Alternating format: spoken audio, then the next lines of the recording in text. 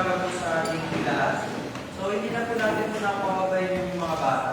Kasi, napag-usapan po natin yung mga nandito sila sa taas para rin na makita ng mga bata kung paano nag-worship yung mga magulang nila. Kasi isa sa pagkakataon sa ibang bansa ng mga Kristiyano ay natatakot sila na yung next generation sa kanila ay yung mga Kristiyano. Dahil sa kadahilanan na yung worship service nila ay hati din, katulad sa atin. Mayroon para sa mga bata, meron sa mga magulang na same time sila, tas hati. So hindi nakikita ng mga bata kung paano ba yung worship kung paano mag-worship yung mga magulang nila. Yung bansa na yun, natatakot sila na baka dumating yung panahon na wala nang, hindi na alam ng mga bata sa kanila kung paano talaga mag-worship at umalis sila sa ministry dahil hindi nila alam at wala na silang pagmamahal doon. So, sa mga ganitong pagkakataon, kahit minsan lang sa isang buwan, hayaan natin na nandito yung mga bata, kasama natin mag-worship para matunghayan nila kung paano mag-worship yung mga magulang nila, mga kapatid nila. So, pagdating yung panahon, kapag nasa tamang gulang na sila, alam nila kung paano. Kasi doon sa bansa na yun, dumadating doon sa punto na kung kailan may tamang gulang na yung bata, may isip na at sinasali na nila sa worship, wala nang pagmamahal doon sa pakikinig ng salita ng Diyos dahil nakasanayan nila yung tema ng pagbata. At nung nasa tamang gulang na sila sa ganitong ministeryo, ay ganitong service, naboboring na sila, yung iba, di na umaatid sa church. So, maaari sa ganitong pagkakataon nila, masaksiyan man lang ng mga bata kung paano mag-worship yung kanilang mga magulang. At pagdating ng panahon, hindi naman nila yun. Dahil, marunong sila. Ay na, isang pinagpalang araw sa ating lahat. No? So, salamat sa pagkabasa ng Lucas chapter 12, o Luke chapter 12. Actually, bukas sana yun, masyado siyang marami, pero topical naman ko, so nakafocus na tayo doon sa topic na don't be afraid, o do not be afraid. Meron akong tanong na huwag niyo naman sanang isipin na parang hangal yung tanong na to dahil mga Kristiyano tayo, nakaupo tayo sa bawat mga upuan na nandiyan at makikinig ng mensahe ng salita ng Diyos. So marahil, isipin nyo, napakababaw ng tanong. Bakit pa tinanong to ni Brother Alvin? No? So, ang daling sagutin. So meron level 1 at level 2. Una, level 1, napakasimple lang to at nawa, sagutin nyo. Kung di nyo man sagutin, nawa, may sa puso nyo yung tanong. At examine nyo yung sarili natin kung totoo ba yung sagot natin. Unang tanong, naniniwala ba tayo na may Diyos? So kahit hindi niya sagutin, basta isa puso niya yung tanong. Naniniwala ba tayo na may Diyos? Yun yung level 1. Napakadali, no? Kahit siguro bata na mapapadaan dito palakad-lakad pag tinanong natin, sasabihin, naniniwala na may Diyos. At yung pangalawang tanong, nagtitiwala ba tayo sa Diyos? Napakadali. Sa pangalawang tanong, napakadali. Yun na yung level 2. Napakadaling sagutin. Kaso sa buhay ba natin, mapapatunayan ba natin na nagtitiwala tayo sa Diyos? Si Santiago, nung tinanong niya yung mga apostol ay yung mga tao, although yung kaligtasan ay hindi nagsisimula dahil sa ating mabubuting gawa, sinabi niya na ang pananampalataya lamang daw ang way para maligtas tayo, pananampalataya kay Kristo. Pero sa pananampalataya yun, dapat may bunga yun. Yun ay yung mabubuting gawa, paglilingkod sa Diyos, ano pa. So maraming bunga ang pananampalataya, isa yun sa isa ng bawat isa na makinig sa salita ng Diyos. Isa yun sa bunga ng pananampalataya natin bilang mga Kristiyano. At hindi lang yung nagtatapos, sinasabi natin nagtitiwala tayo sa Diyos at naniniwala tayo may Diyos. Hindi yun nagtatapos doon. Dahil yun ay continuously hanggang sa ating buhay ay nakikita na naniniwala tayo sa Diyos at nagtitiwala tayo sa Diyos sa papaanong pamamaraan. Yun yung malalaman natin ngayong umaga sa ating mensahe mula sa Diyos. Meron na ako ibabahagi isang pagkakataon sa aking buhay o isang pribileyo na may tuturin ko ito na isa akong, di ba, ito, nag-preach sa harapan, pero sa hindi nakakaalam, tuwing weekdays, nandun ako, nag-organize ang mga gulong, mga naplatan, yan. Ay yung ko, para makalipod. So, kung titignan natin, no, may mga pastor na may mga trabaho, magandang trabaho, may mga dikotse, dala yung kotse, no? Tapos ang gaganda, mararangya, may mga cellphone. So, kaya ang tingin ko sa sarili ko ay parang, nagsisimula pa lang at hindi ko pa may level yung sarili ko sa mga matatagal na sa ministeryo. Pero dumako sa punto ng aking buhay, grabe yung pribileyo na pinagkaloob sa akin ng Diyos. Bagamat kakagraduate ko lang at kilala ko sa school na mahina sa English at hindi magaling sa pakikipag-uusap sa ibang tao dahil sa way ko ng pananalita. Pero isang pribileyo na pinagkaloob sa akin ng Diyos na hindi ko lubos akalain. So, hindi naman ako nagkapera, hindi naman ako nagkakotya, hindi naman ako nagkasettle. Pero itong pribileyo na to, tinitingnan ko siya sa pagpapala dahil nandito ako sa ministry ng pagpapastor. So, may isang misyonaryo, kung nakalagay sa prayer meeting, alam niyo na to sa mga yun. Sa hindi pa nakakala. May isang misyonaryo na kumontak sa akin, nag-chat siya sa messenger, kung kailan daw yung free ko na oras, na araw. So, ako naman, isip ko, ay ano kaya to? Baka operan ako ng ministry o ng trabaho. Hindi ko siya agad ni-replyan kasi baka dalhin ako sa malayong lugar. Hindi ko siya agad ni-replyan. Pero dumating sa time na i-replyan ko na kasi naging part naman siya ng pag-aaral ko sa seminary. So, ni-replyan ko siya. In-invite niya ako. Nagulat ako kasi kailangan itong kumuha sa school ng mga, kailangan itong ibigay yung paper, yung mga papeles o requirements sa kasal dun sa din namin kasi siya yung pastor na magkakasal. So, wala akong pamasahe, yung pera ko sa Vulcanize, naka-direct na siya dun sa budget sa kasal. So, wala akong budget. So, kaya yung time na yun, biglang pinunta ko ng missionary at sinabihan niya ako na pwede ba daw niya ako invite. Punta ako sa Montalban at bibigyan niya ako ng pamasahe. Pero pagkuha ko nun, nalaman ko si sakto. Aksidente, hindi. Kasi siguro ginamit siya with Lord. Tapos, edi umuwi ako, nag-set ako ng date. Tapos sabi niya pa sa akin, libre na rin kita ng pagkain. Siyempre, English yun. Hindi ko na English sa inyo. Mahina ako sa English yun. English yun. So, libre na kita pagkain. So, pagdating ko doon, ayan, nagpasa muna ako requirements at akala ko talaga, kung akala ko pagpunta ko doon, i-invite niya ako para sa isang ministry. Kukunin niya kasi ganun ang gagawa ng mga missionary. Kaya gahanapin ng pastor para ilagay sa bakanting church nila.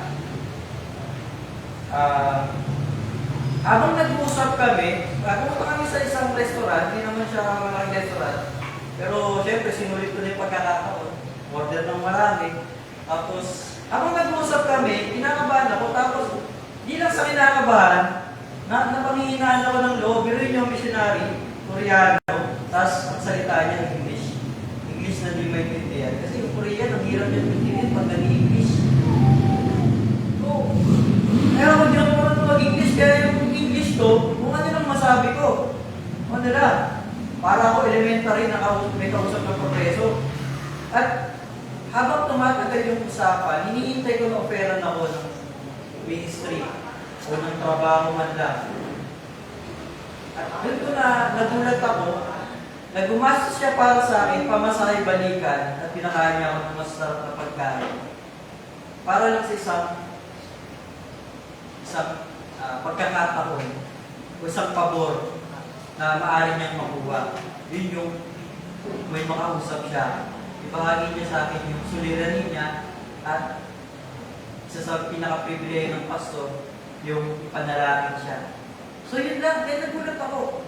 Habang pinukwento niya yung maraming pagsubok na titinda niya. Kasi, yun mo, ikaw, bagong graduate ka sa seminary, brother pa nga yung yung pastor, parang ano na yan eh. Tapos, weekdays, nag-vulcanize ka lang, puro magrasa pa. Diba? Tapos, may isang missionary magpo-contact sa'yo na napakatagal na sa ministry, napakatagal na sa Pilipinas, ang gagawin, ipag-pray siya. Parang, look, grabe naman to, ba't sa akin to, dami-daming mga professor doon na doctorate doon din ako, ba't di na lang sa kanila. Hanggat ngayon hindi ko maintindihan, pero isang privilege yun para sa akin. At hindi lang yung sitwasyon ko yung tinignan ko doon, at kundi yung sitwasyon niya rin. Paano isang missionary na 16 years na sa Pilipinas, na grabe yung trabaho niya, tuloy-tuloy siya sa pag-aaral, kakatapos siya ng doctorate, at meron siyang tinuturang seminar na meron siyang 10 subject. 10 subject. So napakahirap nun sa mga teacher dito, sa mga professor. Gano'ng mahirap yun na may tinuturo kayo na mas marami sa 3 subject. Diba ang hirap nun? Pero sa kanya, halos wala na daw siyang oras sa pamilya niya. At sa ganung pagkakataon, nireflect ko yung sarili ko kung nasa sitwasyon niya ako. Ano yung dapat kong gawin? At doon ako humanga sa kanyang pananampalataya. Sa sobrang bigat ng pagkakataon o pagsubok na inaharap niya, isa lang yung gusto niyang mangyari. Hindi yung humingi ng suporta sa iba, kundi panalangin siya. At hindi ko nakita ang katuwagan sa isang tao ang hingin, ang panalangin, kaysa ipakita na kaya niya yung mga bagay. So hindi ko nakita yung katuwagan sa kanya sa pagkakataon na yun. Bagkus nakita ko yung tapang niya, yung tapang ng kanyang pananampalataya, na sa halip na malangan sa sariling kanunungan, na sa halip malangan sa sariling kakayahan, dumipende siya sa Diyos. At hindi yun makikita ang katuwagan bilang mga Kristiyano. Kaya sa akin, napakalaking privilege yun. At saktong-sakto sa ginagawa kong preach, yun yung nakwento ko kasi doon ko nakita sa pagkakataon na yun. So, yung nag-aaral ako, professor siya, stricto siya lalo sa akin. Sinabihan niya pa ako doon na bakit ang boses ko. Yeah, sinabi ko sa kanya yun, natawa na lang siya, kasi ganun pala na siya ka-stricto sa akin. Pero, that time, isang malaking pribileyo, isang regalo para sa akin yung pagkakataon na yun, ng mga tagpo ng tao na talagang dumidepende sa Diyos. Kahit sa mga sitwasyon na, burnout siya. Kasi nakaka-experience ito ng burnout. So, sa mga, alam ko sa mga iba sa inyo, alam yung term na burnout sa tao. So, ganun yung sitwasyon niya. At ang tanging sinandala niya ay panalangin mula sa kapatid niya sa pananampalataya. At babalik na tayo sa story. Salamat dun sa pagkabasa ni Elder Nilo sa Lucas chapter 12. At umikot yung mensahe na yun, umikot yung mga talata na yun sa pamagat na warning and encouragement na nakasulat sa Bible. Una kasi, winarningan ni Jesus yung mga disipulo niya patungkol sa pampaalsa. Alam ko, pamilyar kayo doon kasi nakaraang preaching ko, na-pitch yun, di ba? Ayun yung topic natin, about sa pampaalsa ng Pariseyo. At ginamit ko yung book ng Luke, ng Mark. Pero pagdating sa Luke, nung nagbasa ako, nandun pa rin siya. Kasi gospel yun eh. May mga verse doon o scenario doon na magkakatulad. Kasi tungkol lang yung kay Kristo sa ministeryo niya. Kaya yung binasa ko yun, patungkol pala yun sa warning. At after ng warning, after ng sinabi ni Jesus na mag-ingat tayo sa pampaalsa ng mga Pariseyo, yun yung hypocrisy. Pagiging hipokrito, pagpapakitang tao. Mag-ingat tayo. At kung tayo mahawaan nun, napakadelikado ng spiritual nating buhay. Dahil magbibisa lang tayo sa pagpapakitang tao sa ibang tao. Na tayo ay mabuti, na tayo ay ganito. So hindi na natin sinasa puso. Bagkos nagpapanggap na tayo. Katulad ng mga Pariseo. At after ng warning na yun, bandang baba, tinuloy yung pagbabasa sa verse 4, verse 7, and verse 32, may praise doon na 3 beses inulit. Yun yung nasa title natin. Do not be afraid. Or sa ibang salin, fear not. Naka-experience na ba tayo sa buhay natin ng takot? Ng pangamba? Ng pag-aalangan sa buhay dahil nakikita natin yung senaryo, parang hindi mangyayari, parang suntok sa buwan, parang kailangan pang sungkitin yung mga bituin para lang matupad yung pangarap natin, yung mga gusto natin makuha. Kaya, ang tendency sa atin, mag-aalangan tayo, matatakot tayo, na hindi ito maaari, na baka hindi ito mangyari. Pero sa buong talata na ito, 3 beses sinabi ni Kristo sa kanyang mga alagad, fear not, or do not be afraid. At ang pag-aalinlangan ng takot sa Greek ay pobeomai, na ibig sabihin ng to fear o to be afraid. Kung saan, kung titignan natin sa pangkaraniwang pangyayari sa buhay ng tao, yung takot na yun, may hambing siya sa takot na kung saan, dahil sa takot, hindi mo nasusubukan yung bagay. Halimbawa, kung susunod ngayon, di ba yung let exam? Kasi mga graduate ngayon, talagang yun yung pagpupukusan nila. Ngayon, dahil sa takot, hindi ka na mag-e-exam. Dahil sa takot, hindi mo nagagawin. O dahil sa takot, hindi mo nasisimulan. So, nakukuha natin, ibig sabihin ng pobeomai sa Greek, yung to fear or to be afraid. Pangalawa, meron namang takot na sinasabi na takot naman sa Diyos. So, isa rin yung sa kahulugan ng pobeomai. Yung takot sa Diyos dahil kilala mo yung Diyos. Dahil nagtitiwala ka sa Diyos. At dahil naniniwala ka sa Diyos. Takot ka sa Kanya. At yun yung magandang takot. Sa Reformed Theology, may sinasabi na may 2 klaseng takot. Yun nga yun. Yung takot sa tao, takot sa bawat pangyayari, at takot naman sa Diyos dahil kilala natin siya. So ang takot, maaari daw siyang kasalanan at hindi kasalanan. Marahil madali na lang sa atin distinguish ano doon yung kasalanan at hindi. Siyempre, ang takot na hindi kasalanan doon ay yung takot natin sa Diyos. Dahil kilala natin ang Diyos. Dahil nagtitiwala tayo sa Diyos. Dahil naniniwala tayo sa Diyos. Pero ang kasalanan, ito, alam ko nature ng tao, yung takot. Marami sa atin na sa isip-isip natin baka mag-react kapag sinabi ko na ang takot ay kasalanan. At ang kasalanan ay naghahatol sa kamatayan. So, ganun kaselan yung topic natin ngayon na do not be afraid. Kasi alam ko, titignan natin to sa loob-loob natin o baka may mag-iisip na kung ano itong mga salita na to. Dahil ang takot ay normal lang natin nararanasan. Yes, nararanasan natin yung takot. Ibig sabihin lang no, sabi ni Kristo, yung naglalakad siya sa dagat, at nakita siya ng mga alagad. Sinabi sa kanya ni Pedro, hayaan lumapit ako sa iyo.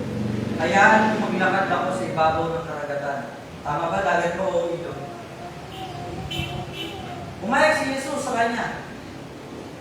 Sige, lumapit ka. At sa isang banda, lumapit si Pedro ng may pananampalataya. At pagkatapak niya sa tubig, napaglakad siya dahil sa pananampalataya. Kaso nga lang, narinig niya yung kulog, yung kidlat, yung ingay ng kapaligiran. Hanggang yung pag-iisip niya ay tumuon na lang doon sa kapaligiran at natakot siya. Anong nangyari sa kanya? Nahulog siya. Dahil ang kanyang pananampalataya, hindi ito galing sa akin ha, galing ito kay Jesus. Sinabi sa kanya, kay liit ng iyong pananampalataya. So, gusto lang natin maunawaan ng bawat isa na ang takot ay natural yan bilang sa ating mga tao. Dahil ang puso natin ay corrupt. Ang puso natin ay may bahid na ng kasalanan. At yung kasalanan na yun, yun ay yung isinya sa pamuhay ng tao kung wala sa kanya ang banal na spirito. Parang dilim. Eh, another term ba ng dilim? Di ba ang dilim ay absence ng light? So parang gano'n ang takot sa atin.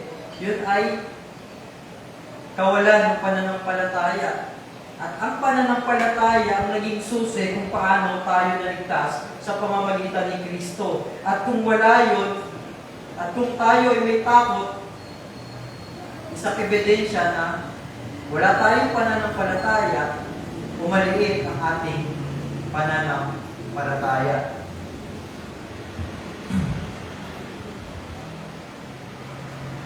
So, paano ba naging kasalanan ito? Sabi kasi sa 1 Timothy chapter 1 verse 7, "For God has not given us the spirit of fear." So hindi pala nanggagaling sa Diyos yung spirit ng takot na nararanasan natin. Ibig sabihin ng Lord, kung hindi galing sa Diyos yung spirito na yun, hindi siya nagmumula sa gabay ng banal na spirito.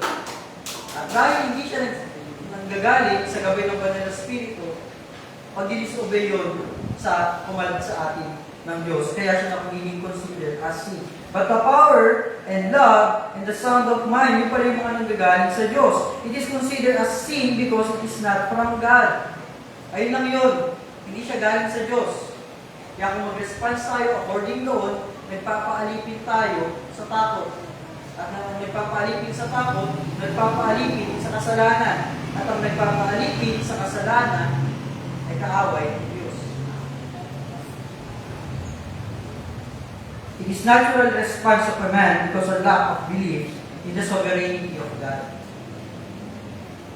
Lahat tayo, kaya yung dalawang tanong ko, lahat tayo marahil naniniwala sa Diyos. Kahit nga yung demonyo naniniwala sa Diyos, nanginginig pa. Ayaw pa kayo mga tao, mga nagsasabing tayo Kristiyano. Kaso nga lang, ang mahirap, yung pangalawang tanong, pero madali siyang sagutin. Mahirap patunayan kung nagtitiwala ba tayo sa Diyos. Kagabi sa Youth Fellowship, meron kaming topic. Kasi nakabase kami sa Westminster Shorter Catechism na kung saan question and answer yun upang mas maunawaan ng mga magbabasa at mag-aaral. So, pangalawang tanong na pinangunahan ni Brother Isaiah, what is God?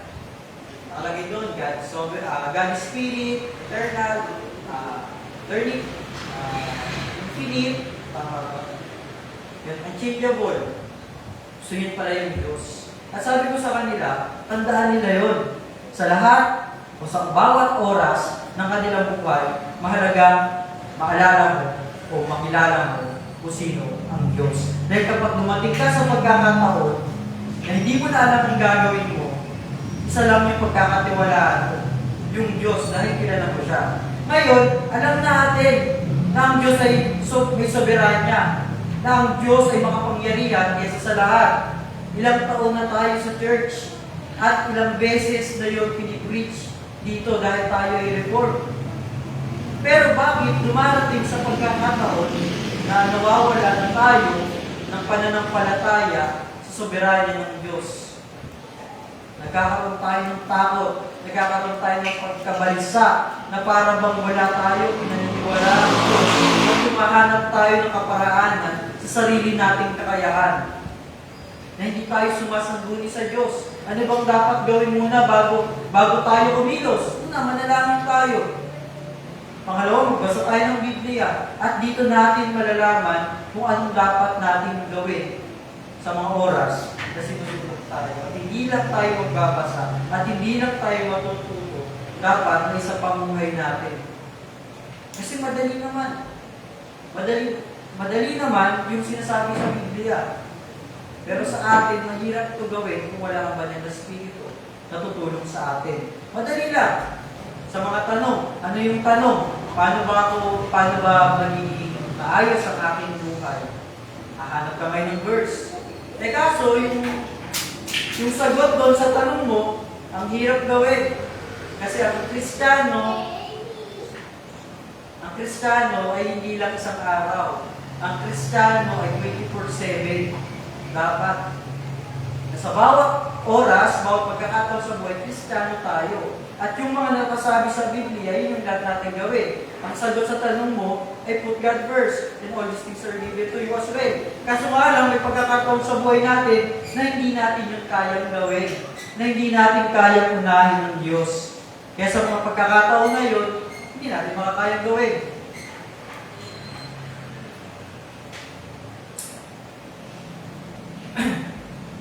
Kaya ganun kahirap gawin o gampanan yung pangalawang tanong na dapat tayo magtiwala sa Diyos. O naniniwala tayo may Diyos. Pero sa bawat oras, sa bawat pagkakataon, kaya ba natin panghawakan yung magtiwala tayo sa Diyos? At anong sukli, no, na magtiwala sa Diyos? At ang sabi sa atin ng Diyos, may command siya sa atin. Okay, take note ha.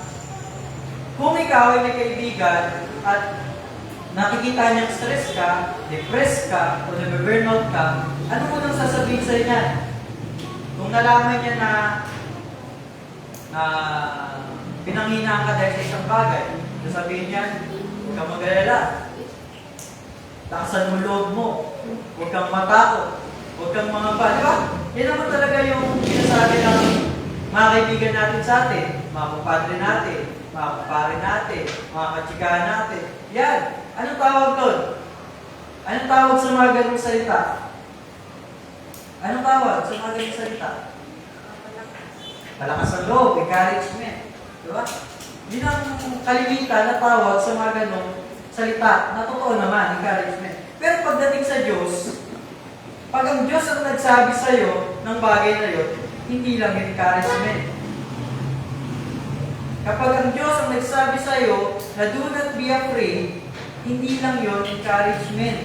Kapag sinabi ng Diyos, example natin sa Joshua chapter 1 verse 9, have I not commanded you? Be strong and courageous. Do not be afraid. Do not be discouraged. For the Lord your God will be with you wherever you go. Kapag sinabi ng Diyos, be strong and courageous. Do not be afraid and do not be discouraged. Encouragement ba yun? Encouragement lang ba yun? Na kailangan natin ng lakasan ng loob natin. Na kapag sinabihan tayo ng lalakas yung loob natin at para tayong bagong restart na computer, na-go ulit. Na para tayong bagong full tap na motor, nasasabak ulit sa biyahe. Na magbibigay sa atin ng kalakasan. Ganun yung encouragement, di ba? Minsan, di pa natin yung nakikita yung encouragement. Kahit sabihan tayo ng maraming encouragement, hindi natin yung mapapakinggan. Kasi nabibingi-bingihan na tayo dahil sa problema.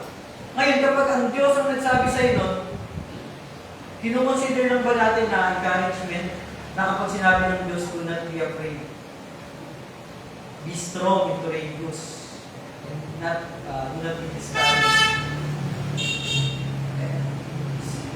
So tingin natin, encouragement lang ba yun? Kapag sinabi ng Diyos, paano naging kasalanan yung pagkatakot? Doon natin makuha yun eh. Paano ba naging kasalanan yung pagkatakot? Ano ba yung logic ng kasalanan? Ang kasalanan ay pag-disobey sa kalooban ng Diyos at sa kanyang utos. Ngayon, yung pagkatakot, kasalanan. Tama, kasalanan siya. Bakit siya naging kasalanan? Kasi may utos na hindi nangyari. At yung do not be afraid, do not be discouraged, o ano pa mang mga sinasabi sa Biblia, yan ay hindi ng encouragement. Bagkos, yan ay utos. So, hindi lang yan encouragement. Ang sinasabi na do not be afraid ay utos na dapat tanging pagsunod lang ang hinihintay ng Diyos na response. Kapag sinabi sa iyo ng kaibigan mo, do not afraid, at dahil sa mabigat yung pagsubok na dinaranas mo, hindi mo magagawa. Pero pagdating sa Diyos, kapag sinabi ng Diyos, do not be afraid, ano man mangyari, sundin mo yun. At tingin mo sa Diyos mismo yung kalakasan at kakayahan na gawin yun. Dahil magagawa lang natin yun sa tulong ng banal na spirito na gumagabay sa atin. So, do not be afraid. Sa Greek ay meko betete. 3 beses yan sinabi sa chapter na to. At meron 325 times na sinabi yan sa buong Bible. At sa bawat tinatawag na lingkod ng Diyos, ang Diyos, sa bawat taong tinatawag niya, simula kay Abraham, Moises, at sa mga lingkod niya, kapag tinawag niya to, lagi niyang sinasabi, sa kasunod na sentence ay, do not be afraid. Katulad nito sa Joshua chapter 1 verse 9, yung kay Joshua, naililid niya na yung Israel. Bata pa si Joshua, pero tinawag siya ng Panginoon para ilid ko. Ngayon, itong phrase passage sa Joshua chapter 1 verse 9, ito na yung pagkatawag sa kanya. At sa kasunod na sinabi ng Diyos, have I not commanded you, be strong and courageous. Do not be afraid. Do not be discouraged. So after niyang tawagin, ang isang mananampalataya, sinasabi niya doon na huwag kayong mangamba. Ngayon, sa ating lahat na nandito, tinawag tayo ng Diyos. Amen? Sino ba dito yung tinawag ng Diyos? So hindi naman yun parang audible ba yun? Na naririnig natin na Isaiah, sumunod ka sa akin at huwag kang matakot. Walang ganon. Walang ganon ng Diyos. Hindi na tayo mga sa panahon ng propeta. Although may mga self-proclaimed prophets pa rin ngayon. Pero wala na tayo sa panahon ngayon. Nandito na tayo kung saan naghahari ang Diyos. Saan? Sa puso ng bawat isa. At ang pagkatawag niya ay mula dito. Mula dito. At sa isang banda kapag tinawag ka ng Diyos, hindi ka niya hayaang matakot, mag-alinlangan. Dahil nakasulat yun sa Biblia. Pagkatapos tawagin ang isang mananampalataya, hindi niya hayaang matakot. At sasabihin niya yun sa pamagitan ng kanyang salita na huwag kang mangamba. Sa Luke chapter 12 verse 4 to 5, or Luke chapter 12 verse 4, basahin natin kung meron tayong Biblia. I tell you, my friend, do not be afraid of those who kill the body, and after that can do no more. But I will show you whom you should fear. Fear him who, after your body has been killed, has authority to throw you into hell. Yes, I tell you, fear him. So kanina sa Reformed Theology, may dalawang klaseng takot. Takot sa tao at takot sa Diyos. Ngayon dito natin makikita yun sa Luke chapter 12 verse 4. Ang sabi dito, ang ibig sabihin na itong verse na to, huwag kang matakot sa mga taong kayang pumatay ng katawan. Kung palalawigin pa natin, huwag kang matakot sa mga taong kaya lang pumatay ng mga temporal na bagay na maaaring maging kawalan sa iyo dito sa mundong ito. Huwag kang matatakot doon. Saan ka daw matakot? Sa Diyos. Sa Diyos na kayang pawiin o bawiin yung panghabang buhay na dapat sana ibibigay niya sa iyo. Kaso dahil matigas sa ulo mo, dahil sa hindi mo inuuna ang Diyos, at hindi mo ipinapakita yung pananampalataya, yung sana eternal life na meron pa pagdating ng panahon ay mawawala. So huwag ka daw matakot sa tao na kaya lang kunin yung mga temporal na bagay, lumis yung buhay natin. Yung buhay natin sa mundo, maaari ang mawala agad. Maaari ang mawala. Depende yan sa Diyos kung hanggang kailan ka mabubuhay. Sinabi nga ng isang pastor, nung kinukwento ni pastor dito si Reverend Gloria, 2 beses lang hinati yung puso niya ba yun, operahan. So nagkaroon siya ng conclusion na ang isang Kristiyano daw na tinawag ng Diyos ay immortal habang hindi pa siya pinapauwi ng Diyos. Sabihin niya, tama. Dahil ang bawat bagay ay meron ng oras. Hindi lang natin alam kung kailan. Yung Diyos lang yung nakakaalam nun. At sa bawat pagkakataon, may mga tao na parang miracle kung iisipin natin na sa dami ng natamo niya sa kanyang physical na katawan, buhay pa rin hanggang ngayon. Yung si Cardo, di ba? buhay pa rin siya sa probinsya hanggang ngayon. So, makikita natin, no, na ang tao pala, hanggang hindi siya tinatawag, may dalawang pagkatawag. Una pagkatawag para maglingkod, at pangalawang pagtawag, yung pag-uwi na sa Kanya. Hanggang hindi pa tayo tinatawag para umuwi sa Kanya, wala ka dapat kabahala.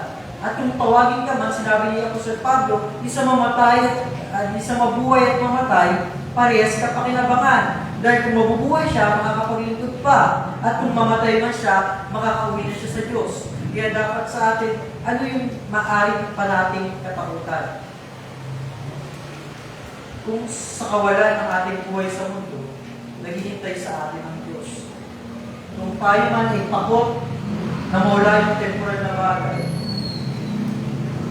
takot at iniingatan natin, ano yung mawawala sa atin?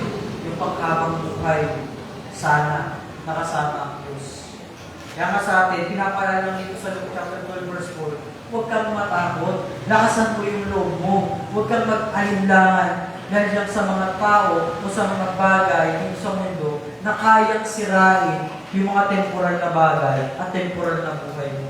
Bagkus sa Diyos ka. Kasi kilala natin ng Diyos. Ang Diyos ay makapangyarihan sa lahat at meron siyang otoridad sa mundo ito, sa mga buhay at sa mga patay. Kaya kaya niyang bawiin yung buhay natin sa isang igla. Amen? At sa Luke chapter 12 verse 7, indeed, the very hairs of your head are all numbered. Don't be afraid. You are worth more than many sparrows. So dito, sa story dito, meron daw mga pinagbiling mga ibon. At yung mga ibon na yun, na kahit pinagbili sila, meron silang halaga at pinapahalagaan sila ng Diyos. Kayo pa kaya mga tao na mas mahalaga pa sa mga ibon na yun. Kaya huwag kang mangamba. Ikaw na binigyan ng otoridad na pamahalaan ang mga nilikha ng Diyos, iba yung number 1 office ni Adan. Pamahalaan ng sanlibutan na nilikha ng Diyos. Yung mga hayop, kalikasan, karagatan, mga isda. So, tayong mga tao na binigyan ng otoridad upang pangalagaan ang nilikha ng Diyos ay mas mahalaga kaysa sa mga pinahawak niya sa ating mga bagay. Mas mahalaga sa mga ibon, mas mahalaga sa ipakoy, mas mahalaga sa kamulupat. Anong pinagkaiba natin sa kanila? Unang-una, ang tao ay nilikha mula sa hininga ng Diyos. Mula sa hininga ng Diyos at mula sa kanyang wangis. Ganun kakalaga. Luloy mo sa wangis ng Diyos. Ginawa ka na kamukha ng Diyos. Ginawa ka na may pagpapahalaga na sarili niyang hininga na nagbibigay ang buhay, ang binigay sa iyo upang mabuhay ka. At ngayon nangangamba ka sa mga bagay na kayang pawiin lang ng tao. Dito masusukan kung gaano kalakas ang pagtitiwala mo sa Diyos. Natatakot tayo sa kawalan, natatakot tayo sa mga maaaring mawala sa atin. Pero, yung mga ibon, sabi sa mga ngaral, no, kahit yung mga ibon ay sa New Testament, kahit yung mga bulaklak, nakakapagsuot ng magandang damit na hindi pa nasusuot ng pinakamayamang tao sa mundo. Walang iba kundi si Haring Solomon. Pinakamarunong, pinakamayaman sa panahon niya. Na hindi niya pa nasuot na tumumbas sa kagandahan na suot ng mga bulaklak. Kung yung bulaklak nga, ginabayan ng Diyos at sinuotan ng magandang damit, ito pa kaya na isang lingkod niya, ito pa kaya na mula, yung buhay mo ay nagmula sa kanyang hininga na nagbibigay buhay. Ganun kahalaga ang tao sa Diyos. At ito pa, dahil sa kahalagahan mo, yung kanyang buktong na anak na pinakamamahal, ibinigay niya upang maging kabayaran sa kasalanan mo. Kasalanan ko at kasalanan natin lahat. Ganon kalaga ang tao sa Diyos. For God so loved the world. At ngayon, tayo ito, namumuhay na parang walang Diyos, na nangangamba sa kahit anong bagay, na nangangamba sa ating mga suliranin. Mawalan lang tayo ng toyo sa bahay, mawalan lang tayo ng bigas sa bahay, magpapanik agad tayo na parang walang Diyos na kayang i-provide nun.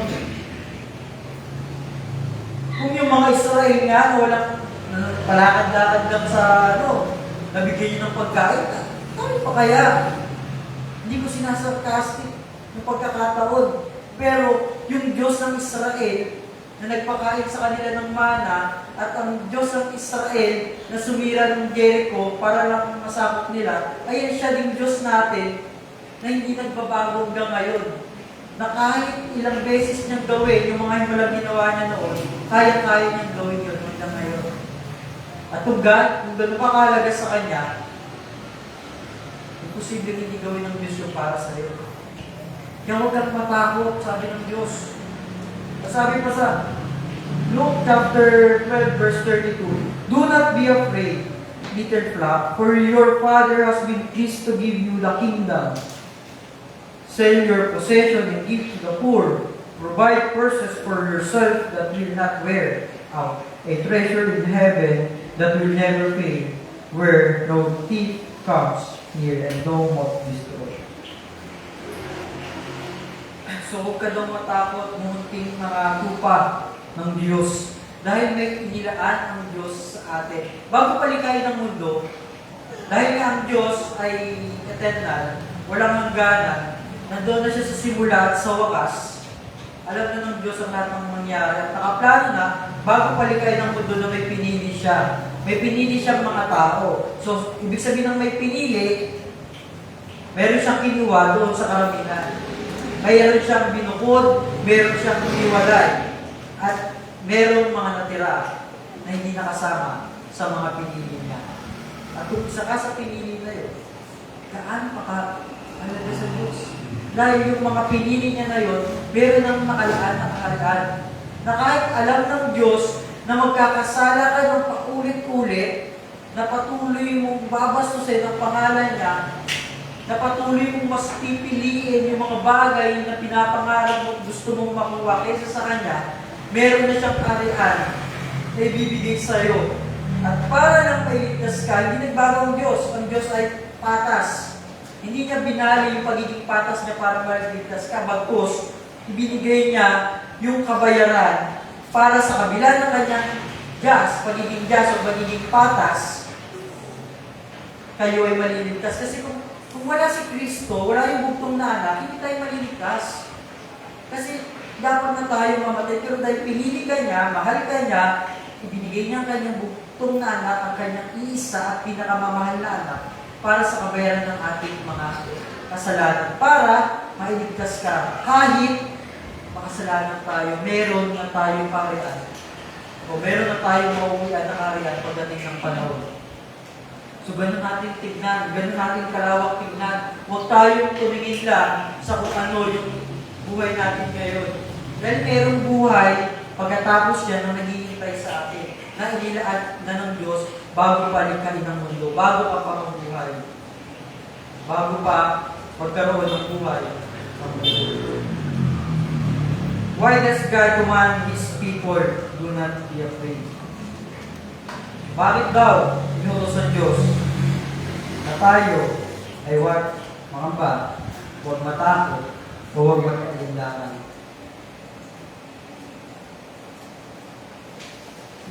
So, kinumad niya tayo hindi dahil sa alam niyang kaya natin.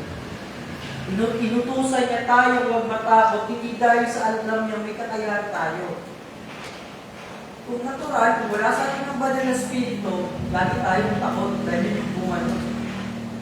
Pero dahil pinili tayo ng Diyos, nagkalubad niya tayo ng banal na spirito, hindi dahil sa alam niya na kaya natin, na hindi matakot bagkus alam niya, na makapangyarihan siya at kaya niyang baguhin yung puso ng tao. Na parang matatakot tumalakas sa puso, tumay pananampalataya sa Kanya. So, inutusan tayo ng Diyos, na do not be afraid, huwag ka masyadong mabiga, sinabi sa iyo ng Diyos. Dahil inutos niya po, hindi dahil sa sarili mong kakayaan, o dahil hindi niya Pagkos inutos niya to, dahil alam niya na kaya niyang gawin to para sa'yo. Amen? So alam ng Diyos. Alam ng Diyos na sa tulong ng banal na Espiritu na ibinigay niya sa atin, ay lalakas ang loob natin sa pamamagitan ng salita niya na makakapakinggan natin. Buhat kay Jesucristo na ating Panginoon. Bakit ba? Ano bang dahilan? Ano bang dahilan? Bakit tayo dapat ay huwag matakot? Kilalanin ulit natin ang Diyos at ang kanyang kaparaanan ngayong umaga. Tanghali pala, maghahapon na. Masaya ko nga kayo na, pinili ko si Ender na gadgets tayo. Sabi ni Ender, ang alas dos, pwede daw. Pwede. Kasi tapos na tayo sa introduction. So, bakit kaya tayo ay hindi matakot? So, gagawin pa, sasabihin pa sa atin ng Diyos to na wala lang. Parang kaibigan natin na sabihin sa atin na yung kaibigan natin sarado isip, tapos sabihin tayo, pag nakita tayong malungkot, sabihin niya, ay, sa ulo mo, kaya mo yan. Ako nga, nakaya ko eh, ikaw pa kaya? Diba? May pressure. So, sasabihin ba ng Diyos yun na parang ganun lang? Eh, laksa mo loob mo kasi Diyos ako eh. Ako nga, malakas loob eh. Diba? Kapangan mo, huwag kang matakot. Sasabihin ba ng Diyos yun? Na wala lang? So may lahat ng sinasabi ng Diyos, may kalakip na gabay mula sa Kanya. At sinabi ng Diyos una dahil He is with us. Sabi sa Joshua chapter 1 verse 9, ito yung example natin kanina, have I not commanded you? So hindi ba kanya inutusan o hindi ko ba inutus sa'yo na magpakalakas ka? Be strong and courageous. Do not be afraid. Do not be discouraged. For the Lord your God will be with you wherever you go. So, hindi yan inutos ng Diyos na sasabihin na, sige, humayo ka, lakasan mo loob mo. Huwag ko sinabi na kay Joshua, humayo ka, magpakalakas ka, magpakatapang, huwag kang matakot, huwag kang ma-discourage. Dahil ako, ang Panginoon mong Diyos, ay kasama mo. Di ba, inutos niya yun, pero sasabihin niya kasi, na siya ay kasama natin. Hindi niyo sasabihin na magpakatapang ka, tumayo ka, ikaw na bahala sa sarili mo. Kaya sa mga sitwasyon na akala niyo wala na, at alam mo, tinawag ka ng Diyos, lagi mong iisipin at sasampalatayanan na nandito kasi sa sitwasyon na ito, tinawag ka ng Diyos at kasama mo siya. Ano ba yung harapin mo sa buhay mo ngayon? Maging practical man yan, may spiritual na bagay na gumugulo sa iyong puso at isipan, kasama mo ang Diyos na gagawin sa iyo. Sabi nga ni Ate Sprout, nakakahapon na sabi ko sa mga youth, sinabi niya, bigyan mo tayo example, katulad sa mga youth kagabi. Kung meron, halimbawa, si Mayor, so, meron sa pamilya mo na kailangan ng tulong, kailangan ng pera, kailangan ng hospital. So, kunwari, tumakbo kay Mayor. Siyempre, yung pagpunta mo sa munisipyo, hindi ka pupunta doon ng Bulacan kasi malayo yung munisipyo natin. Talagang sinadya mo si Mayor para lang humingi ng tulong. So, ang itsura mo nun, pawis na pawis, desperado, stress, diba? Mga ganong itsura. Wala ka pang ligo, hindi pa nakapag-toothbrush. Punta ka kay Mayor kasi kailangan mo ng tulong. Ngayon, sobrang pangambang, wala lapit ka sa isang tao, at sasabihin mo doon sa tao na yun, pwede po bang humingi ng tulong? Dahil kailangan namin ng budget pang hospital. So kapag sinabi ni Mayor na, oo, sige, tutulungan kita. Bigyan mo sa akin yung resibo. Kailangan ko ng report at balik ka dito, kunin mo yung pera. Anong pakiramdam? Na meron isang tao na mag-a-assure sa'yo na meron tutulong sa'yo at tutulungan ka niya. Anong pakiramdam? Masaya. Thank you po sa pagsagot. Masaya. Magaan sa pakiramdam. Yung kaninang pabigat, ngayon magaan. Ngayon ang tanong, dito sa sinabi ni Archie sa crowd, bigyan lang natin ng konting ilustrasyon. Paano yung Diyos? Yung Diyos naman kasi, lagi naman natin yung nababasa sa Bible. Lagi naman tayo nag-devotion, tama ba? Nag-devotion ba tayo? Nakapagbasa naman tayo siguro ng salita ng Diyos. Alam natin yung John 3:16. For God so loved the world. Alam natin ang inigasay ng Diyos. At alam natin kasama natin ang Diyos. Ngayon, anong pinagkaiba? Na may tumulong sa'yo na tao at sa nagtitiwala ka sa Diyos. Anong pinagkaiba ng dalawa? Una, nagtitiwala ka sa Diyos, o ganito na lang, binabasa ka sa Bible na Word of God na magbibigay sa'yo ng encouragement. Sa kabila nun, anong pakiramdam? Na problemado ka. Problemado ka sa buhay mo na parang wala ka ng malulusutan, kailangan mo ng sagot sa mga tanong mo. Nakapagbasa ka ng salita ng Diyos, anong epekto sa atin? Yung totoo. Gumaan ba yung pakiramdam natin? Nasagot ba yung tanong natin? Na-provide ba yung kailangan budget para sa hospital? Yung kamag-anak mo, pamilya mo? Gumaan ba yung pakiramdam natin? Yung totoo. Ano?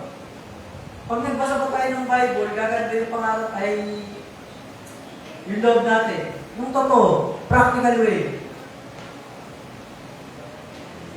Pag dumarating sa, hindi sa lahat ng pagkakataon, hindi sa lahat ng pagkakataon, pero dumarating sa pagkakataon na isang Kristiyano, kahit magbasa ng salita ng Diyos, parang papasok lang, parang sermon ng nanay, na papasok dito, lalabas dito. So, ganun ang nangyayari. Unlike daw sa tao na nangako sa inyo at pwede kayong bigyan ng pera. Agad-agad. Di ba? Ano mas makakagaan? Yung salita ng Diyos o yung taong tutulong sa inyo agad-agad? Yung totoo.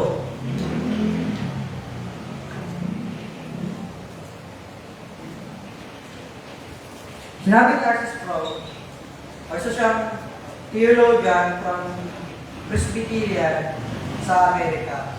So, hindi naman natin siya ka-denominated, pero same tayo ng structure ng church worship sa kanya. At yung paniniwala na natin, same lang. Hindi lang natin sila ka-group kasi sa Amerika sila, tayo sa Pilipinas. So, isa sa kilalang Presbyterian minister o theologian, si R.C. Sproul.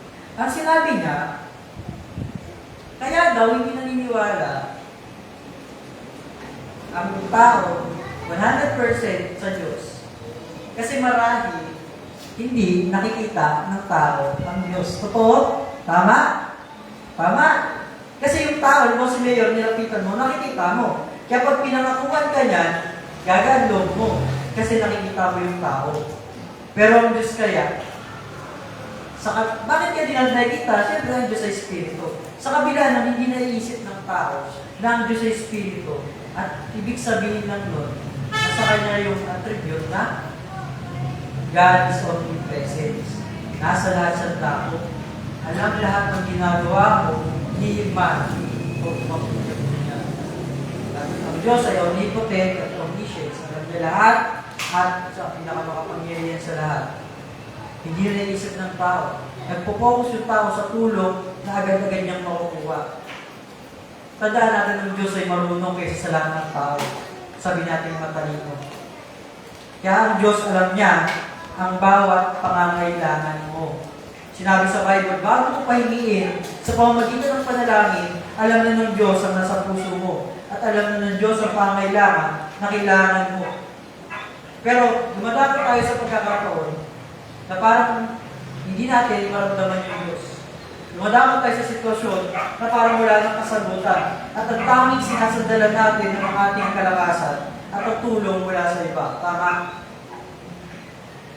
Ganon tayo sa, hindi naman sa lahat ng pagkakataon, pero dumarating tayo sa pagkakataon na yun. Dahil hindi natin nakikita ang Diyos.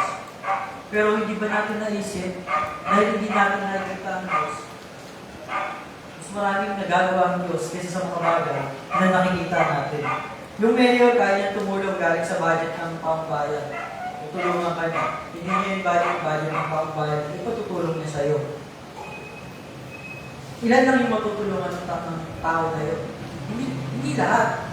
Pili lang. Pero yung Diyos, dahil sa omnipresence, omnipotent, omniscience, lahat ng tao, kahit sabay-sabay pa yun, kaya dalhin ng Panginoon. Pero bakit parang hindi natin yun? Parang hindi natin yun nararamdaman. Kasi merong tatlo yan sa ating panalangin. Merong yes, no, at wait.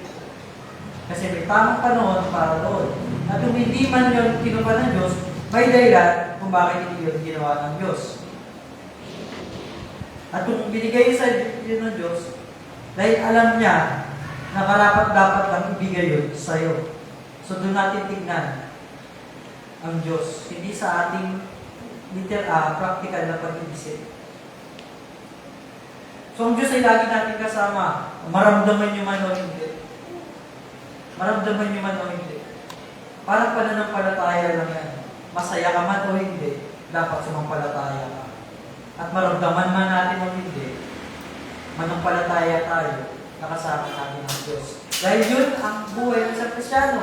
Live by faith and not by sight.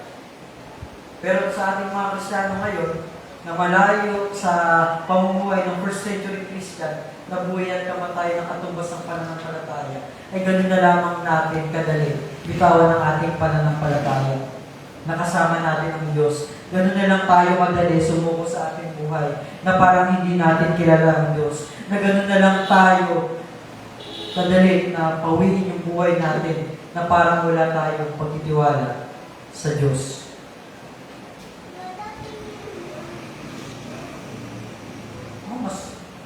Kung tutusin niya, mas mabilis pa tayong maniwala sa mga scammer kaysa sa Diyos no? Tama? Mas mabilis tayong maniwala sa mga scammer kaysa sa Diyos. So number 2, He is our protector. So hindi ka lang sinabihan ng Diyos na huwag kang matakot at wala lang. Sinabihan ka ng Diyos dahil siya yung magpoprotekta sa iyo.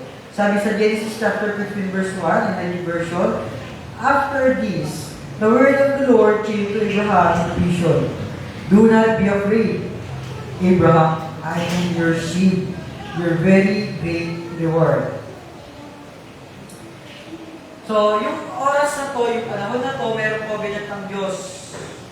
Dahil ito yung panahon, alam niyo yung story ni Ishmael, hindi ako nagkakamali. Anak siya ni Abraham, tama ba?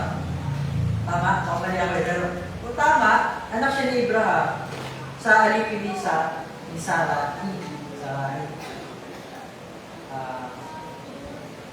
So, sinabi sa kanya ng Diyos, dahil wala silang anak ni Sarah, naniniwala sa Abraham na yung si Ishmael, na anak niya sa alipin ni Sarah, yun yung magiging tagapagmana ng pangako ng Diyos.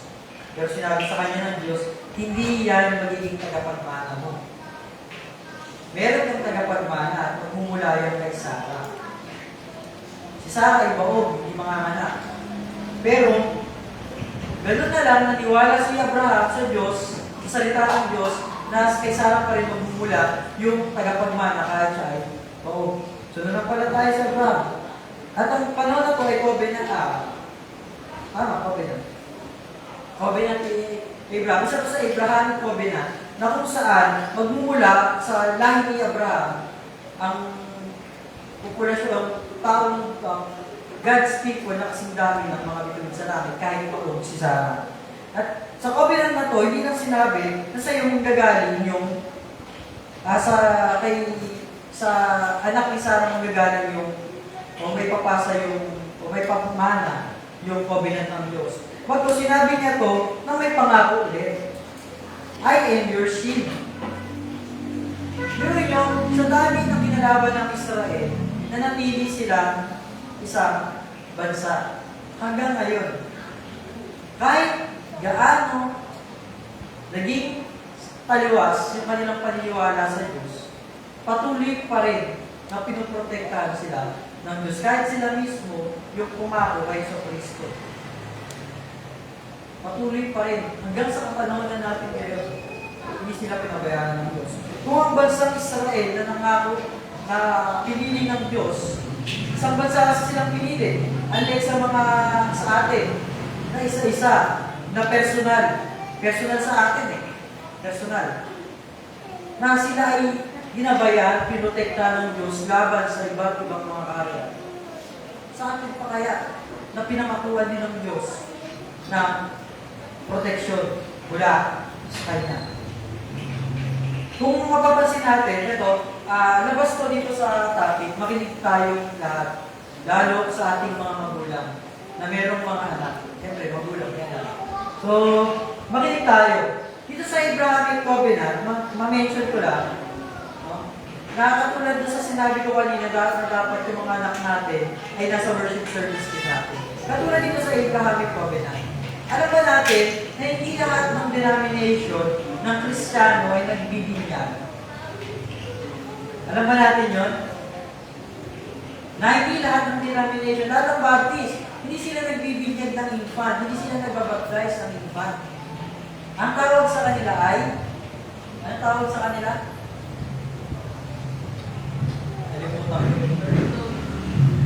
Handog. Handog. Yung English kasi nga po ay handog. Yung handog, yung panganay na bata. So, lagi kasi, kaya natin hindi tayo nagbe-base doon as Presbyterian. Sa Bible kasi, ang handog ay panganay. Ibig sabihin, sa pangalawang handog, hindi na hinahandog yun. Sa Bible, ang mga handog, yung mga panganay. Ano yung handog? Ang handog ay yung ibibigay mo o ipagkakaloob mo ang serbisyo ng batang ihahandog mo doon sa templo. Sa kapanahon na natin ngayon, kaya natin itong dusahan ng church as ministry. Ihahandog mo yung iyong anak doon sa templo. Ngayon naman, bakit sa atin, kinuha yung bakit hindi lang handog? Bakit may baptise? Pwede mang handog lang. So sa atin kasi, sa baptise, naniniwala tayo sa Abrahamic Covenant na kung saan nagpapatuloy yung saling lahi sa pamamagitan ng unang pastor ng tahanan. Walang iba kundi sa Ama at sa kanyang nabiyak na ina. Sa kanya magpapatuloy yung covenant na kahit musmus pa lang yung bata at walang kaalam-alam sa mundo dahil naniwala tayo na ang kasalanan ay napasa sa henerasyon. Meron siyang kasalanan at kaya siya binabaptize upang hindi para malinis siya. Pagkos maging kasapi siya ng komunidad ng mga Kristiyano. Kaya siya binabaptize. Ngayon, paano siya matututo sa araw-araw? Ngayon, hindi magiging gampanin ng mga magulang. Sinasabi ko ito, labas dito sa topic natin para i-promote yung youth fellowship.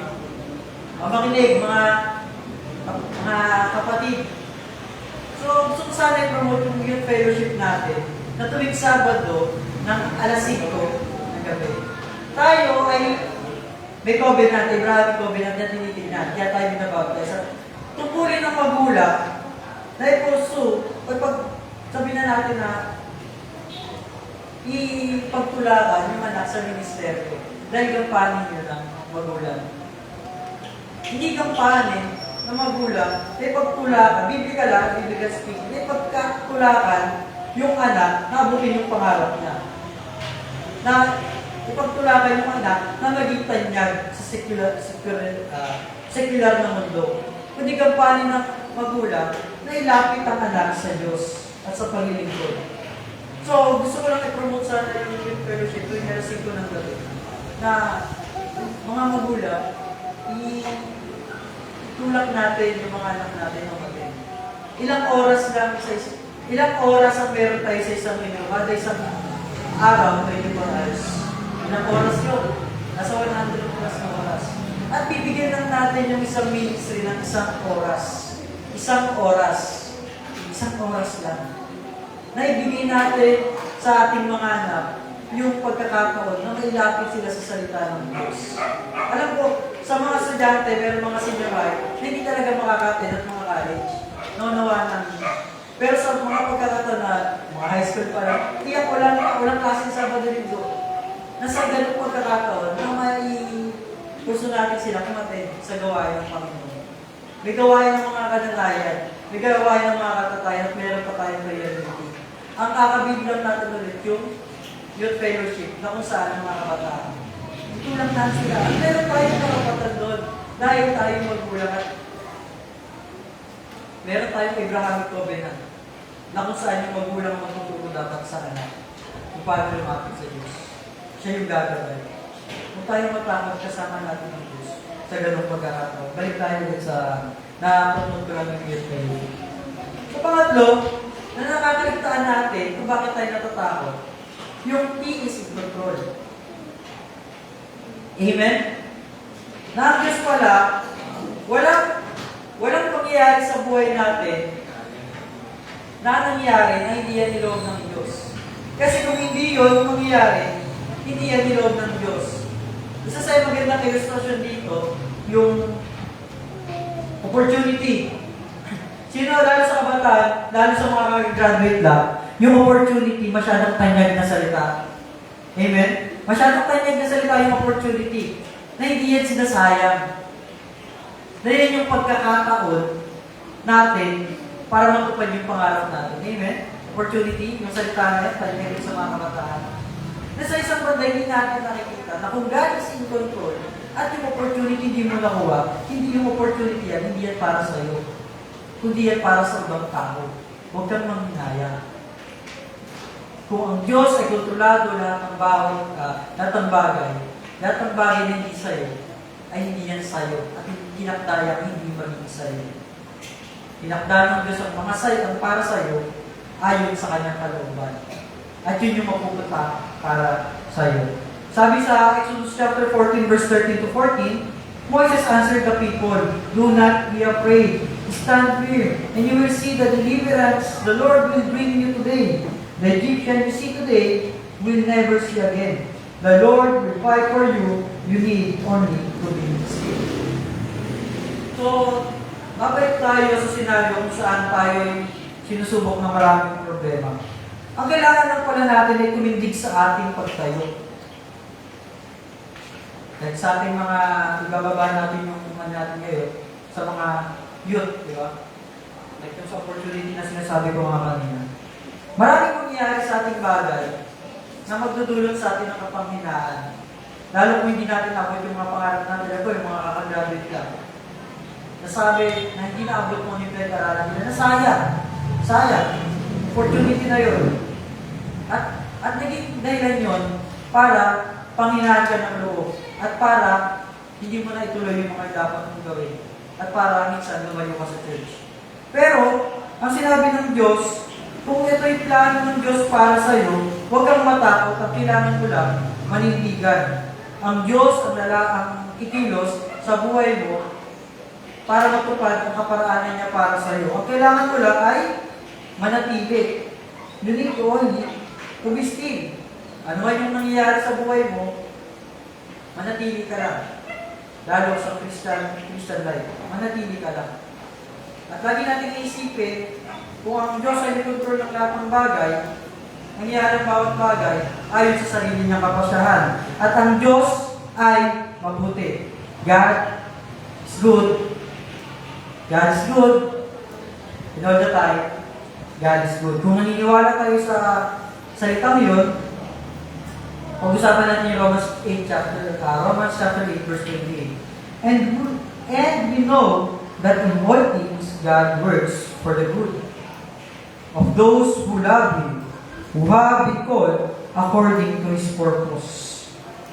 So lahat pa ng bagay, ano man nangyari, makatapo ka ng genotaris, paglabas mo ng pinto, o ano mang mangyari na mas mabigat pa, magkaroon ka man ng suliranin, o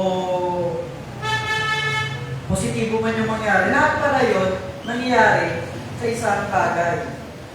Kahit sa panahon na, sa pagkakataon na to, hindi nyo maintindihan yung pagsubok na dumarating sa inyo. Pero nangyari pala yan para sa isang bagay. Ay sinabi dito, para sa kabutihan ng mga nagmamahal sa Kanya. Kung nagmamahal ka sa Diyos, ariin mo na sa lahat ng nangyayari sa buhay mo ay magdudulot ito ng kabutihan sa huli. Amen? Sa Romans chapter 8, verse 28, God works for the good of those who love Him. So nagbimistulang mga pagsubok, nagbimistulang trahedya, nagbimistulang mga paraanan para lang tayo ay panghinaan ng loob at minsan pa ay sumuko sa buhay. Pero ang lahat pala ito ay para sa kabutihan nyo. Kaya ka mapalad yung mga naghihirap. Bakit? Mapalad ang mga tumatangis. Bakit? Sinabi yan, di ba? Sa Sermon on the Mount. Tama? Mapalad, yung mga mapalad. Bakit sa kabila ng sinabi ni Jesus na mapalad, yung tinutukoy niyang mapalad, di parang mga negatibo sa buhay. Tumatangis, naghihirap, mahirap. Bakit sila yung mapalad? Alam ba natin, may sinabi sa Biblia na ang pananampalataya daw ay parang ginto? Na kung saan, mas nakikita yung kaligtingan ng ginto kapag siya'y dumaraan sa apoy. At ganoon din yung pananampalataya ng tao.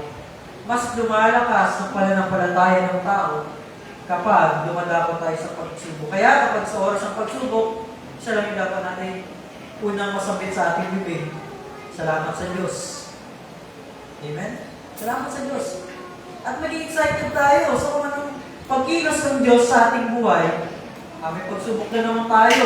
Ito na ang mindset natin, ganito. May pagsubok na naman tayo.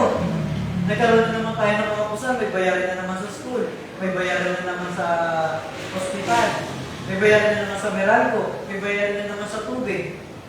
Mabuti ang Diyos! Ano kaya yung gagawin ng Diyos para ma-resolve yung bagay na yun? Ano kaya gagamitin ng Diyos? Sa ganung pamamaraan, mababago yung ating kaisipan. Na hindi lang tayo nakatuon sa problema. Bagkus, sa gitna ng problema, merong Diyos na tayo nakikita sa ating likod. Nababakapan tayo palagi. Ngayon, na-excite tayo din sa hiwaga sa kung paano resolbahin ng Diyos yung bagay na nasa harap natin. Kasi God is in control eh. So sabi pa dito, no, galing kay John Calvin naman, the condition of men do not come about by chance. God direct in hidden ways all that takes place. Therefore, the psalmist praises the watchfulness of God so that we may learn to see God's invisible providence with the eyes of faith. For although the evidence of care are continually before our eyes, the greater part of mankind is blind and invent a blind chance to match their blindness. So, kondisyon daw ng tao, no? Hindi yan sa pamagitan ng chance or aksidente or swerte o anumang tawag natin sa mga bagay na hindi natin inaasahan na maaaring mangyari sa atin. Minsan pa nga sabi nilang karma.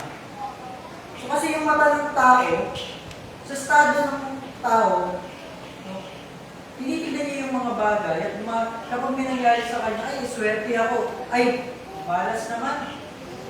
Laging ganun yung mindset ng tao. Ay, karma yan. Nangyari sa'yo, karma yan. Karma yan. Ganyan natin tignan. At lahat ng pangyayari sa buhay natin, hindi natin kinikredit sa Diyos. Lagi na lang sa mga bagay na nagagawa natin. At kung sa mga mali, niya, diba, nanalo sa loob, ay, swerte ako. Swerte. So, gumagawa tayo ng mga dahilan para mapagtakpan yung pagkilos ng Diyos sa mga bagay na hindi natin lubos na nakikita. So, alam natin na ang Diyos ay kumikilos. Nakikita man natin yung o hindi. Dahil kumikilos ng Diyos sa mga hiwaga na nagmumula sa kanyang kapangyarihan. Hindi natin yung maunawaan kahit gano'n pa tayo kaaral. O kahit gano'n pa tayo katagal sa seminary. Hindi natin gano'n agad maunawaan yung pagkilos ng Diyos sa buhay natin. Pero, lagi natin itap sa isip natin na ang Diyos ay kumikilos. Hindi pag sa umaga pa lang, na nagising ka, kumilos ang Diyos para sustain ka.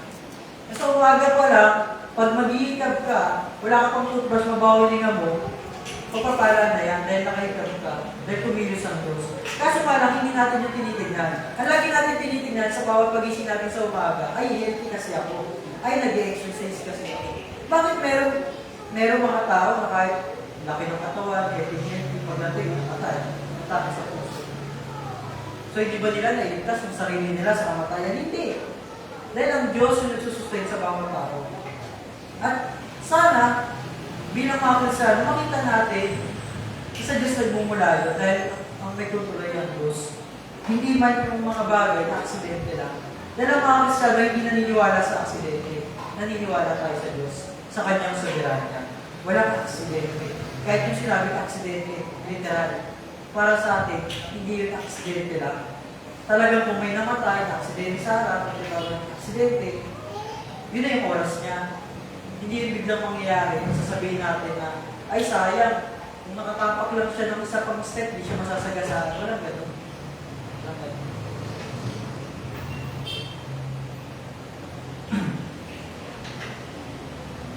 Nasa huling mga mensahe, naiiwan ko sa iyo. God loves and cares for you. Chosen people. Pinili tayo ng Diyos. Sa lahat ng nananampalataya, o sa lahat ng may pananampalataya sa Diyos, una yung sampalatayan na pinili tayo ng Diyos bilang kanyang mga tao.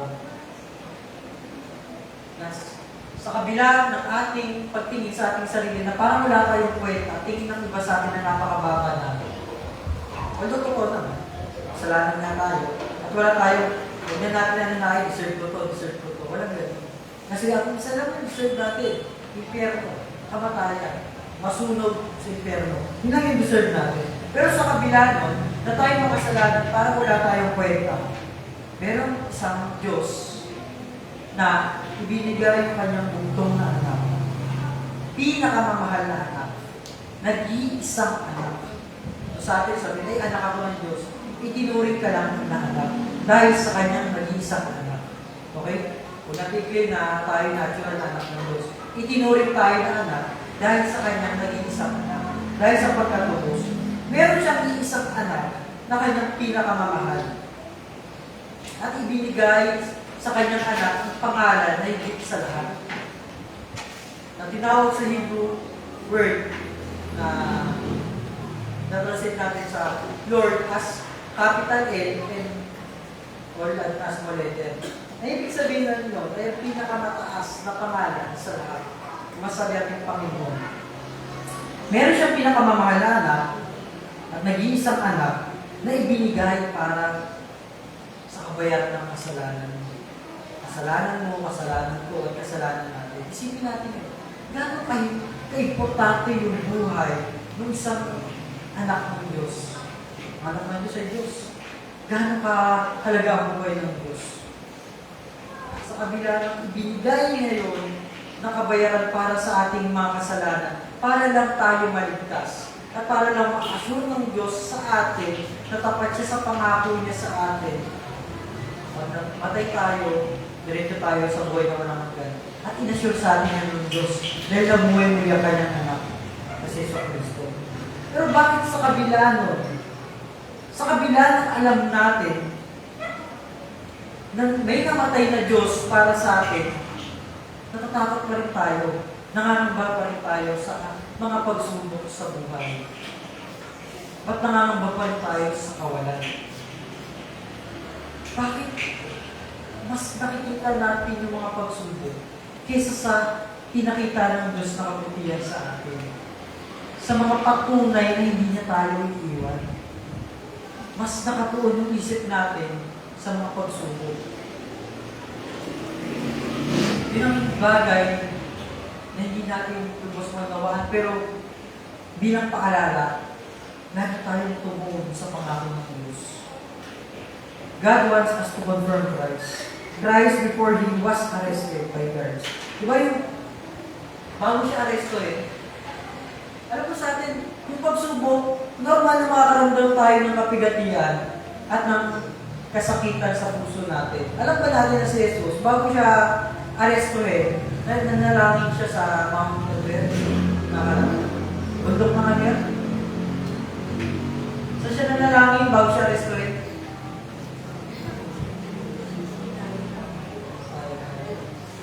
Nalimutan pa yung bundok.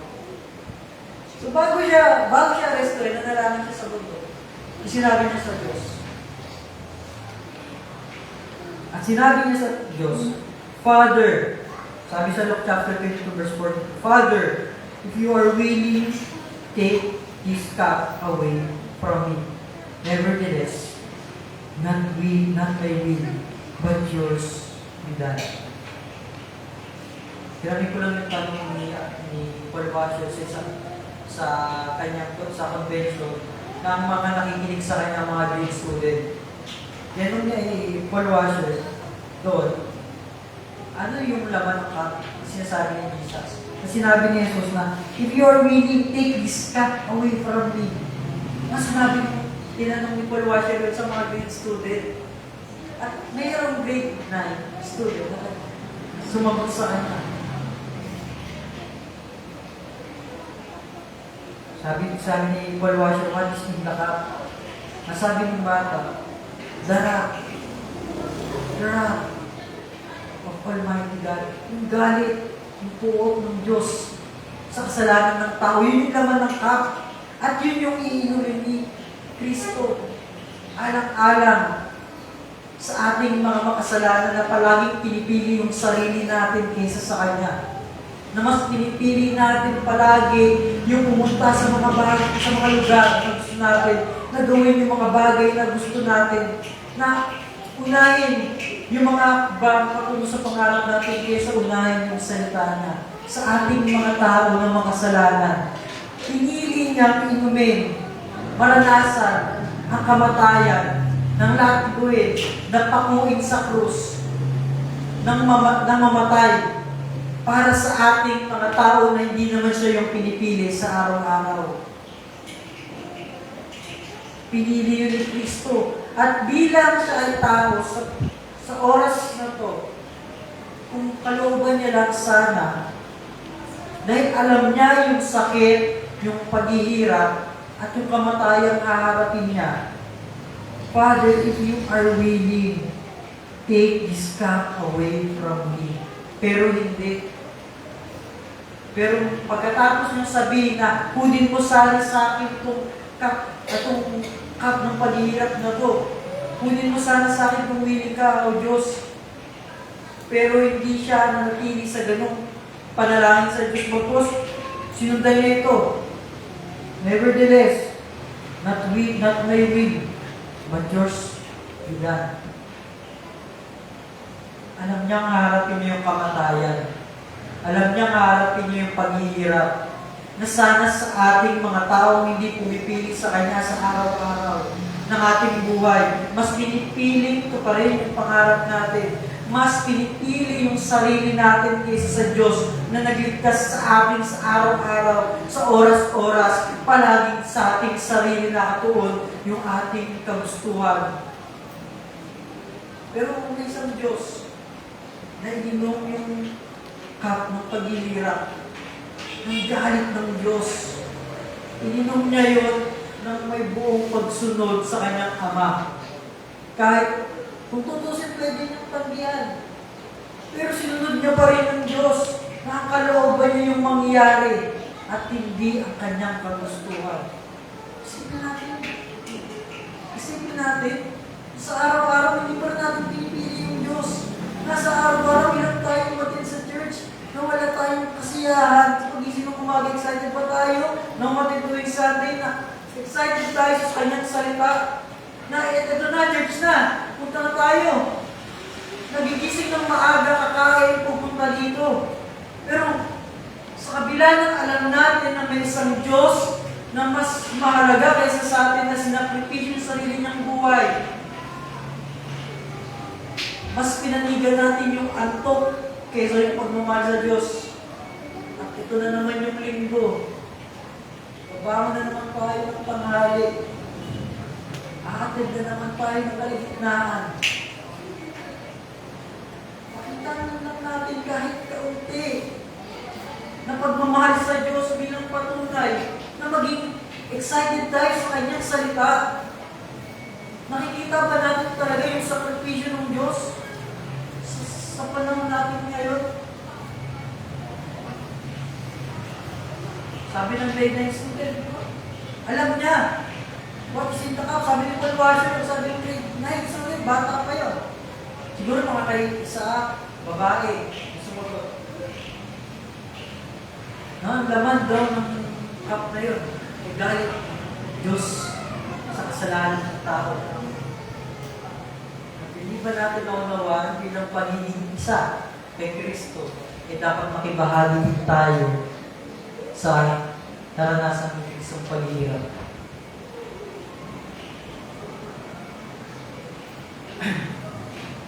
How do we face suffering and trials?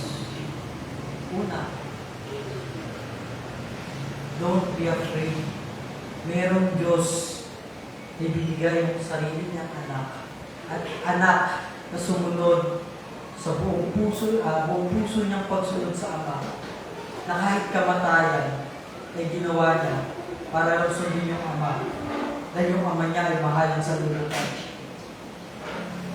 Merong isang Diyos na nagmahal sa atin, ibinigay ang kanyang anak. At meron namang anak na buong pusong sinunod yung Ama para isakripisyo ang kanyang buhay para sa iyo, para sa akin, para sa atin, sa ating tao na mga kasalanan.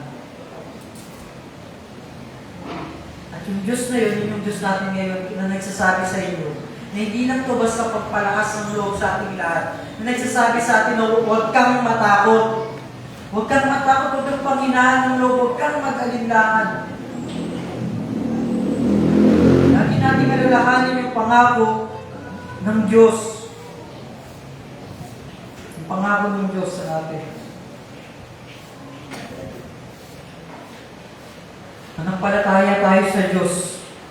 At pupunahin at ayusin at harapin natin yung mga pagsubok na niloob ng Diyos na harapin natin yun ng ayon sa kalooban ng Diyos, ayon sa kaparaanan ng Diyos na tinuro niya sa Biblia. At kaparaan ng ayon o kaparaan ng makakaglorify sa Diyos. Hindi yung sarili natin kaparaanan dahil takot tayo. Dahil hindi tayo naniniwala sa Diyos. Harapin natin yung problema natin, yung pagsubok natin na may pananampalataya sa Diyos. At gawin natin yung mga bagay, yung pamamaraan, hindi lang sa sarili nating kakayahan, bagkus, isipin natin kung nakakaglory ba ito sa Diyos. Gawin natin yun. So mag-iwan na lang ako ng mga huling salita. Ito yung dapat natin gawin. 3. Pray, repent, and believe.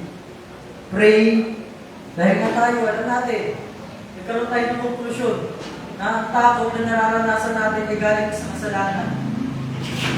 Na tayo natatakot at galing yun sa kasalanan, hindi yun galing sa Diyos. Kaya ang sagot sa ganong pagkakataon ay itong 3. Pray, repent, and believe. Manalangin tayo, nabigyan tayo ng kalakasan, ng katapangan, at ng pagtsatsaga, at ng pananatili sa Diyos. Kasi hindi natin yung kaya, kailangan natin hingin yun sa Diyos na nabigyan tayo ng kalakasan ng loob. Dahil ang natural na tayo ay mahina ang loob. Mahina. Pangalawa, repent. Repent to God for the lack of your trust in Him. Magsisi tayo sa Diyos. Hindi tayo ng kapatawaran.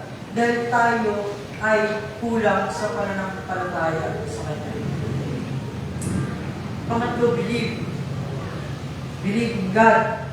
Believe in His promise. Believe in His faithfulness. Ang Diyos ay achievable. Kung gaano siya naging matapat sa mga nauna sa atin, ganun siya hanggang ngayon. At maniwala tayo doon. Maniwala tayo doon. Kapag dumako tayo sa pagpapagsubok, maniwala tayo sa Diyos. Maniwala tayo sa Diyos.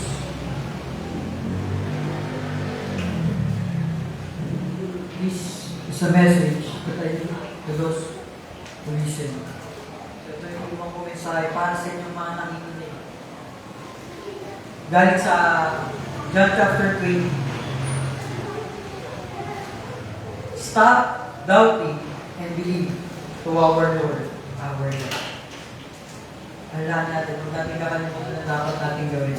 Stop doubting and believe to our Lord, our God. Sabi kay Thomas ni Jesus, mapalad ang mga tao hindi nakakakita sa ating Panginoon. Pero, naniniwala. God bless. Tayo na lang. Kami namin ang makapangyarihan sa lahat, tunay na isang pribileyo na mag-aaral ng isang salita. Isang pribileyo na makarinig at may pamahali nito, Panginoon. Lord, isang pribileyo, Panginoon, na malinawan kami sa kondisyon ng aming puso, na kami po ay makasalanan, sa diwa ng takot na natili sa aming mga isipan at aming puso, O Diyos. Lord, din kami ng karagdagang pananampalataya. Tulad ng isang mananampalatayang humiling sa iyo, Panginoon, ng karagdagang pananampalataya. Ganun din kaming mga lingkod niyo, Panginoon. Bigyan niyo kami ng sapat na pananampalataya na aming daladala saan man kami pumunta, na aming daladala ano man yung sitwasyon na aming pinaharap sa buhay. Ito may kawalan, ito may katapusan, at ito may kamatayan, Diyos. Bigyan niyo kami ng sapat na lakas at pananampalataya upang mawaksi ang takot na meron sa aming puso dahil sa kakulangan ng pagtitiwala sa inyo, Diyos. Tunay nga kami ay nakakakilala. Tunay nga kami alam namin, Panginoon, na merong Diyos. Pero ang tanong, Panginoon, na siyang nananatili sa aming puso ay yung tanong na kami po ba ay nagtitiwala sa inyo.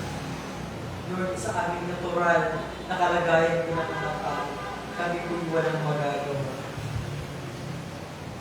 Huwag lamang, Panginoon, na ngayon ay pinagkalog niyo sa amin ng iyong grasya sa pamamagitan ng banal na Espiritu na kumikilos tumutulong gumagabay sa aming puso, Panginoon. Nalubusang magtiwala sa iyo, Diyos. Bigyan nawa kami ng nangadagan ng pananampalataya upang maging matapang sa bawat araw. At bigyan niyo kami ng karunungan upang mas malawig namin maintindihan na ang sitwasyon na aming kinaharap na tinapapakan, Panginoon. Kapiranggot lamang, Panginoon, ng kaisipang meron, O Diyos. Sa madaling salita, Panginoon, na kami po ay nakatingin lang sa mga bagay na nasa harap natin. Hindi namin tinitignan, Panginoon, yung pinakamalawak at kabuuan ng isang larawan, Panginoon. Hindi namin nakikita ang pagkilos ko sa aming buhay. Kaya kami natatakot, O Diyos. Kaya kami nangangamba, Panginoon, na isinasabi namin sa aming sarili na hindi ka namin nakikita at hindi ka namin natutulungan. O Diyos, Panginoon, sa kabagan grasya niyo, O Diyos, humihingi kami ng karunungan, Panginoon.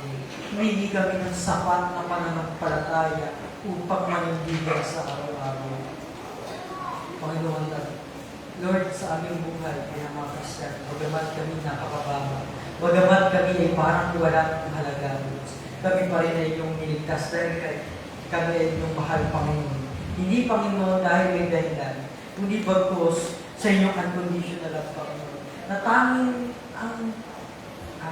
tanging kaparaan at kapasyahan lamang, Panginoon, ng inyong kalooban, ang natiling dahilan kung bakit kami inyong minahal ng Diyos. Walang dahilan, walang ibang paraan upang kami mahalin, kung hindi sa sarili ng desisyon, O Diyos. Lord, salamat, Panginoon, at nawa sumibol at manatili sa aming mga puso at isipan na ang kaalaman, Panginoon, na kami po ay mahal. At sa pagkakataong ito, Panginoon, hindi na mawala ang pagtitiwala namin sa inyo, Diyos. Pagkus, manatili ito, Panginoon, hanggang wakas. At kami po ay makakapanatili sa inyo, Diyos. Hanggang sa kawali-walihan, sandali, na kami po ay ibalik mo, Panginoon, sa inyong daming kariyan para sa inyong mga pinili. O Diyos, ito po nga ng samot na lang gagawin po ang bawat isa na nakarinig at nandito. Bagamat kami ay kulang, meron sa mga online, ay sila rin po ay nakatanggap ng mensahe, ay manatili sa kanila ang aral at iwagan at katotohanan ng pinagkaloob ni O Diyos sa bawat isa. Purihin ka at sambahin, Panginoon, ito po ang aming samot na langin sa dakilang pangalan ng aming Panginoon sa Kristo. Amen.